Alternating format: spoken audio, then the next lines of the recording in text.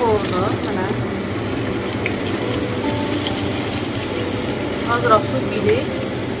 Tagiga qo'ydurmalarni terganmiz. Ozroq suv bilan dimlaymiz. Gasni pasaytiramiz. Bas, anaqada dimlanib, go'shtlari xil-xil bo'lib pishadi. Oxirida solishdan 15 daqiqa oldin mana archa bagini ustiga qo'yib qo'yamiz.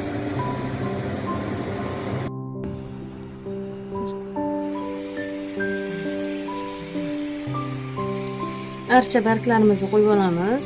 Yaxshilab yuvib olingan. Xuddi tandir go'shtidek bo'lib tan berish uchun.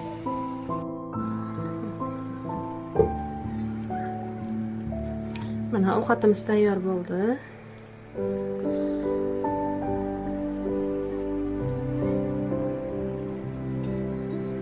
Endi buni chiroyli qilib solib olamiz.